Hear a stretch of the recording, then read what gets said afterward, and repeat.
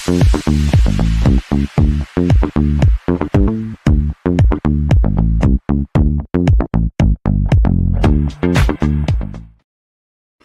everybody. Welcome back to Let Her Cook live stream brought to you by BSCN. I am Jackie Dutton, your hostess with the mostest.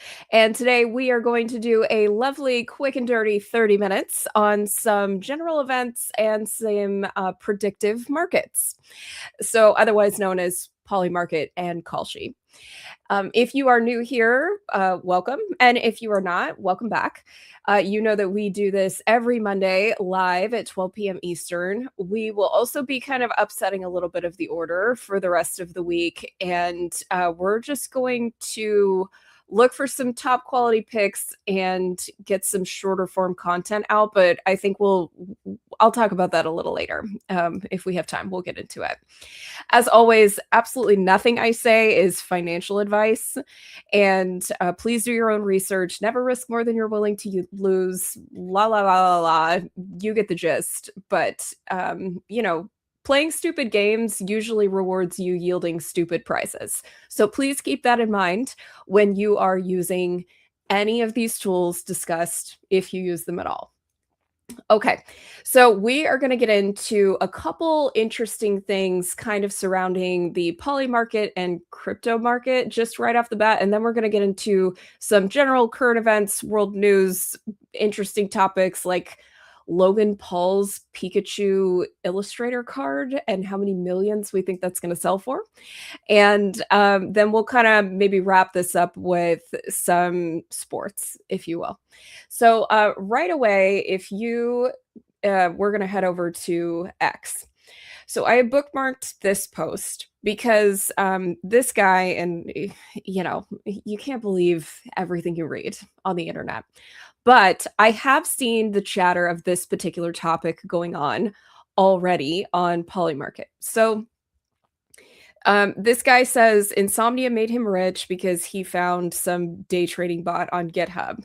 And essentially what happens is that there is a delay between Polymarket and their predictive price of Bitcoin, and then when it's actually happening on a chart. So if it's referencing the like Binance chart, for instance, there's about a solid 15-minute delay. So if we and this is how crypto works. There are crazy flash crashes, there are price spikes, and consequently that movement can happen within easily a 5-minute period.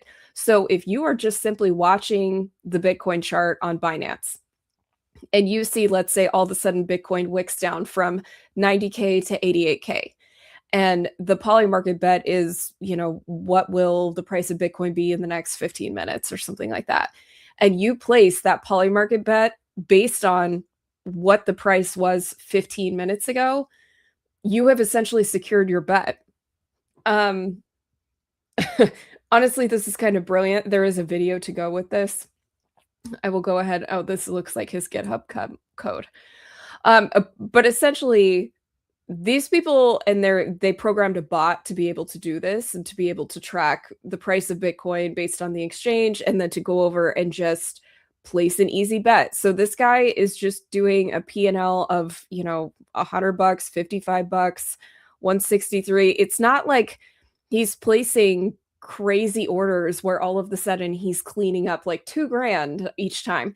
That's not it. But slow money makes money too, and little money compounds very easily. So a crazy arbitrage bot here, if this is to be believed.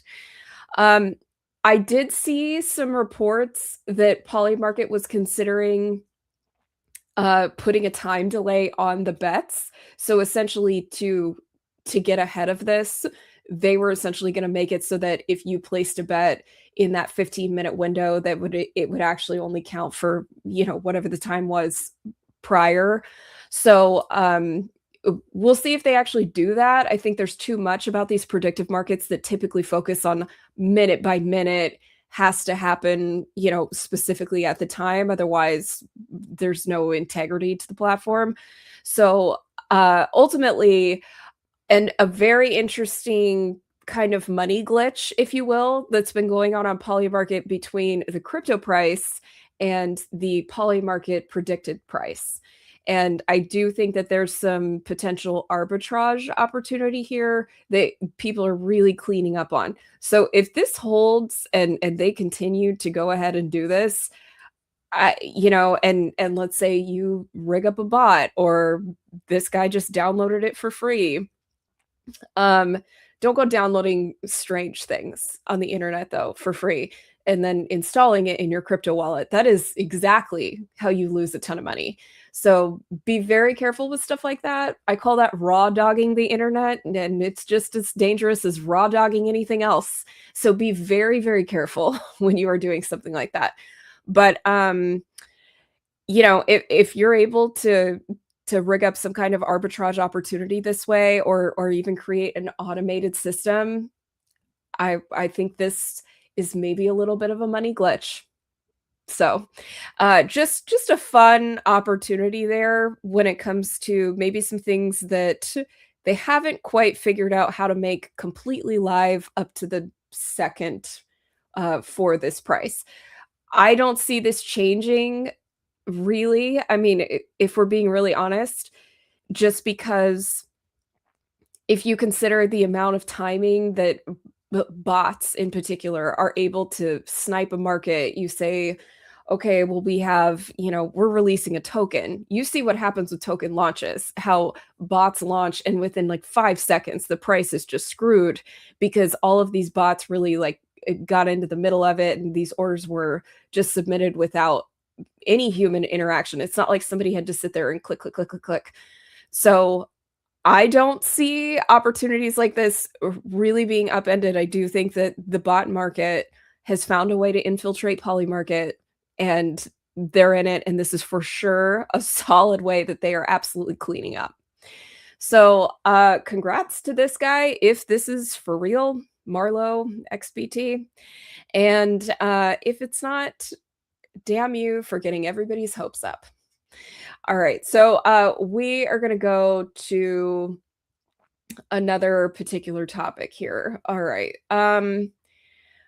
Let's talk about this. So we talked about this a little bit before.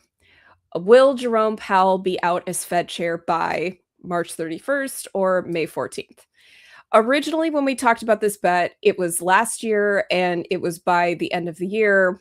I didn't think that was realistic, but I did think that by the end of March actually seemed likely. Government is slow and takes forever for progress, so it doesn't surprise me that the higher odd here is with the end or middle of May. But I do want to go to a post that happened last night. So last night, Jerome Powell released this video where he essentially said that Trump was threatening criminal charges, and it was essentially over Jerome Powell's refusal to cut interest rates. If you have been paying attention, this has obviously been a huge issue between Trump and Jerome Powell. He has made it very clear he doesn't like him. He's made it very clear that Jerome Powell is hurting the economy by not cutting interest rates. Over the last week or two, we have also seen the Fed inject a ton of money because of the silver market and how a bank completely screwed up their silver leveraging bets, and they got liquidated or like completely nuked. And consequently, the Fed injected a ton of money to save them. When the Fed is willing to do things like save a bank or inject money to save a bank at a silver market, which is highly manipulated, and I think a lot of people know that, but then they're not willing to cut interest rates when there has been genuinely an economic boom. We saw that Trump cut the trade deficit by an astounding amount with his tariffs. The Supreme Court has to rule maybe sometime this week on whether or not those are constitutional and he gets to keep them. But when it comes to Jerome Powell kind of releasing this, it almost looks like a hostage video, right? That he's just standing there being like holding a newspaper being like, he said he was going to threaten criminal charges if I don't lower the interest rates. There was also more to this. Apparently, they tried to allocate money to renovate the Federal Reserve building, And he's claiming that all of these, threatening of these charges is a consequence of him refusing to do this. But here's where I want to get to the interesting part because, and maybe this is just my algorithm because it knows how I feel about this. But some of the top comments here are that here's when does the price stability part of your mandate begin? And here's the consumer price index for all urban consumers, all items in US city average. Like truly though, they use these terms, they have their monthly meeting, they talk about quantitative easing, and they talk about being dovish or hawkish and all of this other shit. But please tell me, where has that actually helped us since 1968? And we could have a bigger conversation about coming off the gold standard and just turning our money into a credit system, and we could have that conversation here, but, like, this is kind of ridiculous when you go to all of these posts that have some really valid points here that we have just just overrun inflation of the US dollar. Here's another one. Whatever you've been doing for 50 years, do the opposite. US workers get smallest slice of economic pie on record. In Q3 of 2025, so-called labor share fell to the lowest since data began in the 1940s. Here's how your 0% inflation mandate's going. We need deflation. So, and there's obviously a bunch of other comments here that are maybe more in favor, and I would say they're maybe just more like anti-Trump at this point. But here's another one: who renovates a building for $3.1 billion and has nothing to show for it? I think the American people in general, whether you're talking about the Leering Center in Minnesota, um, or you are talking about, Doge coming in and trying to figure out that there's, over 300,000 dead people still receiving Social Security, and then you have something like this, a $3.1 billion renovation on a government building. What are we doing? We're spending tax dollars through our noses for what at the end of the day?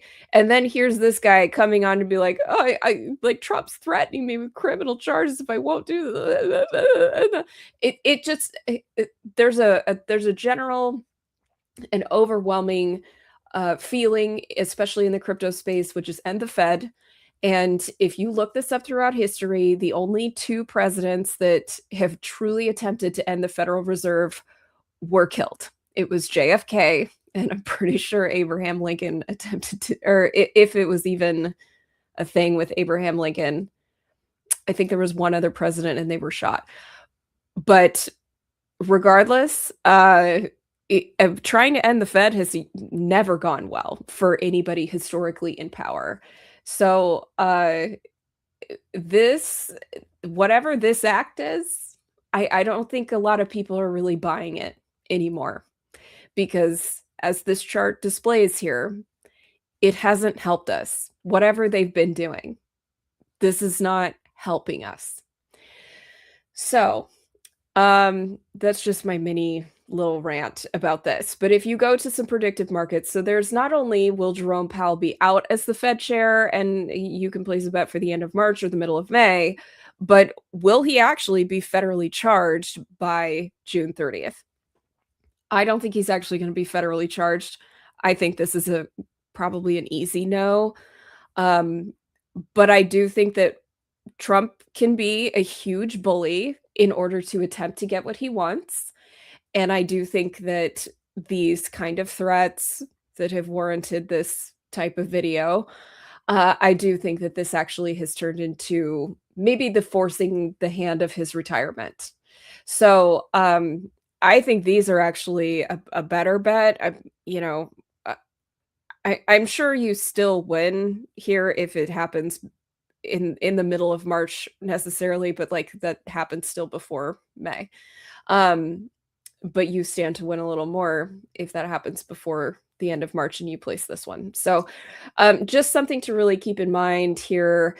I, overall, I think whether you agree or disagree with the tariff situation, I think economically we have to do something different. We can't just keep injecting money and spending money and raising inflation and decreasing the value of the dollar. And that was ultimately the point of crypto, was to create a store of value that was not touched and manipulated by an independent governing body like the Federal Reserve. So we'll see kind of where this ends up, but ultimately I think Trump being a huge bully about this is actually going to get him what he wants. And I do think this is just a matter of when and not a matter of if. So uh, let's go ahead and go to the next topic here. Logan Paul. Love him or hate him, you would probably recognize him from YouTube, him and his brother, who the brother is the one that's the boxer, Jake Paul. And Logan Paul is actually on WWE. He's now a wrestler for WWE, but he has been a huge Pokemon card collector for a very long time. And he released a video about what he predicts the sale price will be of his Pikachu Illustrator card. So there's a whole lot of lore that surrounds the topic of this Pikachu Illustrator card. Apparently, they only made a finite number. The person who made them is the person who created the Pikachu character in the first place. Like, in order to win them, the finite number, and it's like less than 50, I think. So you had to, like, I think it was a contest, like a drawing contest that you had to submit for. So lots of detail, lots of lore. And then he also has specifically gotten it in this like special, let me see if I can go to a picture because it's in this necklace. Pikachu Illustrator. I'm sure this will be one of the first pictures that come up here. Yeah, okay. So he keeps his card in this necklace that has like diamonds in this chain and the little like Pokemon ball. So I'm sure that and I know that the card comes with the necklace. So it's more than just the value of the card specifically, but also with the chain. It's graded PSA gem, and I don't know what these mean. I'm sorry. Paired with its iconic diamond necklace. It's a once-in-a-lifetime TCG offering in our Pokemon TCG auction featuring Logan Paul's Pikachu Illustrator. Someone says immediately it's a fraud and a scam. Okay.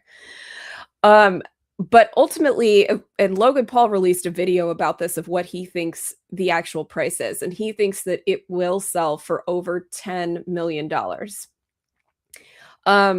Obviously greater than 4 million is the safest bet here because I think the bet is already up.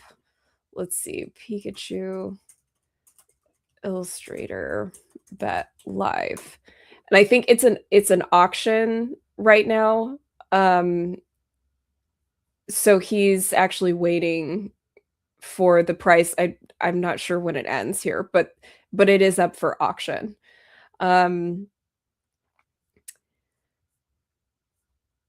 So he's put this up for auction and he's just kind of waiting for this. Now, I also saw that there were other people placing a type of bet where if it's sold, they made a specific offer for a certain amount, but if it's sold for more than that, they also got part of the like a chunk of money that was like slightly less than $1 million. And Logan Paul ended up declining that part within the auction. So here's your odds right now. He thinks it'll sell for $10,654,054. The odds of that happening, according to Polymarket, as of now, are 55%. And then obviously you have, 8 million, 7 million, 6.5 and descending on down. So the auction, I think, currently is over 5 million.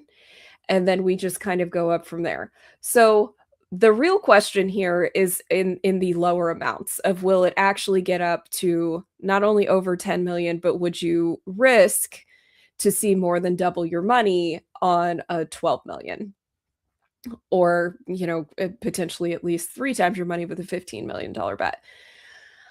Um, I do know that the Pokemon world is absolutely worldwide. This is a kind of its own little economy within itself, and, there are people who buy and trade Pokemon cards probably for a living, like, all day, every day. Um, I I can't really judge. I work in crypto, okay? There was something called Fart Coin, over $1 billion market cap here. So I do not judge. I have no judgment here. Whatever he sells this card for, good for him. I think he originally bought it for a few $1 million, and now he's looking to, profit huge. Good for him. Um, there's also a lot of media hype and a lot of social media hype around him and what he's always trying to do, and I do think that the exposure is usually enough for him to generate whatever he's looking for here. So the other thing I want you to keep in mind is that it's Polymarket, so we can see kind of on chain and generally like what happens with certain wallets. But not only, I can assure you, I don't know this for sure, but I'm if I was a betting woman, and hello, we're talking about Polymarket, so I probably am here. Um, I would venture to guess that not only is Logan Paul looking to sell for X amount of money, but he has also wagered several sure thing bets here, and he's going to clean up on 6 ways from Sunday on this bet on how much it actually sells for. So this will not shock me at all if he's also placed an enormous Polymarket wager on how much it's going to sell for. Now, the only way that that would be like manipulation or insider trading essentially is if he closed the bet super early and took something like 7 million after he placed a huge order. But obviously it behooves him to go ahead and just like let this ride and run up as long as it possibly can. So good luck to Logan on his Pikachu Illustrator sale, and I guess we will all just wait and see how long this particular bet takes. But it should say that it should wrap up here by the end of February. Good luck. Okay, so college football season is almost over. And we, on Monday, a week from today, I believe, we will have the Miami Hurricanes and the Indiana Hoosiers. If you would have told me at the beginning of the season that that was who was going to end up in the final dance of the college football national championship, I would have laughed in your face. But here we are. Particularly if you would have told me it was Indiana that was going to be favored by at least 74%. Yeah, ultimately here, I do think Indiana just has this one. So if you're looking to place one final college football hurrah here, I would love to see the Miami Hurricanes win. The national championship is in Miami, so that would be huge for their fans. But the Indiana Hoosier fan base, apparently they are the largest living alumni base in the country, which just tells me that if you have a fucking pulse, they will give you a degree.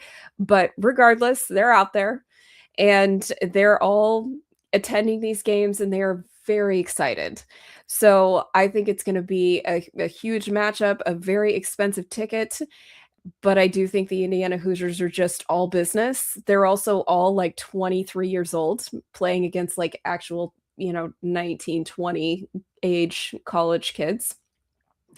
And they're just going to go to work. So this bet is not so much about a win-loss here, but more about the spread. So if you believe, I think you stand to make more money betting on, Indiana cleaning up here and beating everybody by a sound, at least touchdown and a half or a touchdown and field goal. I think that's easy for them to do. So, bet accordingly, but obviously I just think that this one's on Indiana here. Okay. So If you were watching last night, and I know some people were, and most people just wait for the clips, the Golden Globes happened last night. The Golden Globes are kind of like a precursor to the Oscars, but they also combine things like TV, podcasts, other things that are not just movie focused, whereas the Oscars are the big show for just film and typically just movies. So, movies and score, costume, that kind of thing, but it's not for TV. TV is the Emmys. So, when it comes to the Oscars and these bets, I have really noticed that overwhelmingly, the person who wins the best of anything or the film that wins the best of anything, um, they typically also sweep the Oscars as well. So, Timothy Chalamet won Best Actor for his role in Marty Supreme, and then, and he's won this now, I think, twice. So he won the Golden Globe, and then he won whatever the other award ceremony was they were just at. So I think that he takes it for this Oscar bet, and I actually think that a decent strategy here would just be to copy paste the categories from the Golden Globes and then immediately copy paste over to the Oscars, and you'd probably have a decent winning strategy. I think you have a win rate here of at least 80% if you go ahead and do that.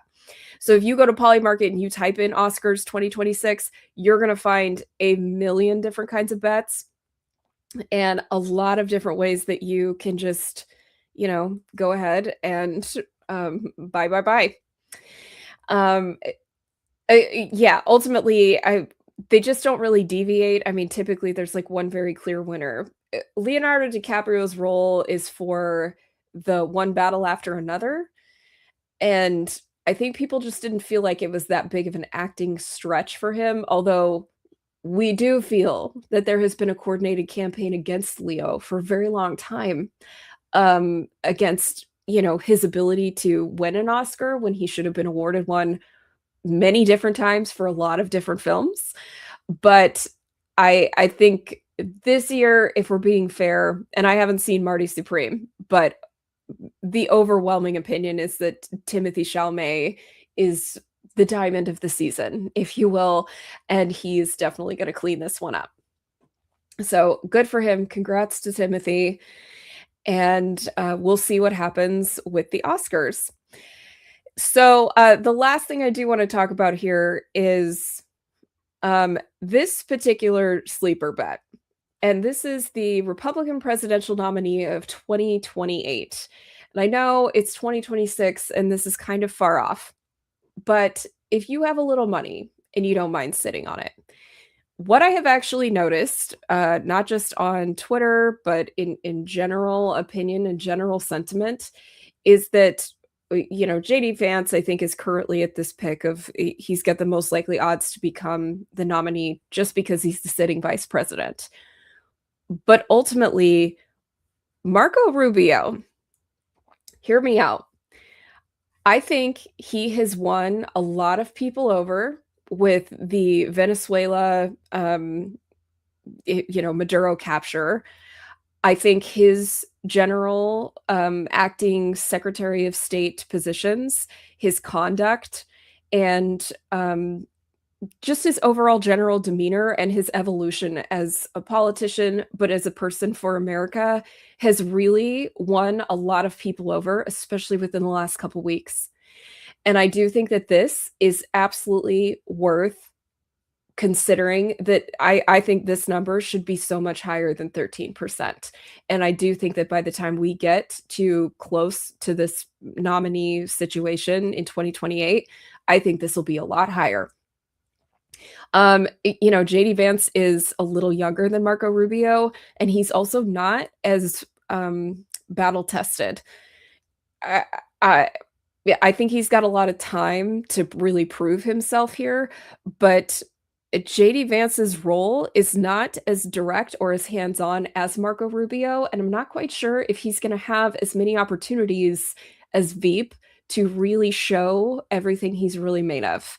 Whereas Marco Rubio is really standing out as somebody that I think if we are looking to get back to calmer politics where it's not quite as inflammatory, where it feels a little more like the old days of like 2006, where it's just quieter overall, but we do feel like we have a stronger candidate within the Republican Party that understands policy, that feels has a firm understanding of especially foreign policy and making America a strong world power and world leader. I think it's Marco Rubio. So that's just my 2 cents. My 13.4 cents is free. That's all I have for today. It's just a quick and dirty 30 minutes here on Let Her Cook every single Monday live at 12 p.m. Eastern. Thank you so much for joining, and we will see you guys next week. And make sure you look for some of the shorter form content that comes up on the channel. Make sure you like, follow, repost, and I will see you guys next week. Bye.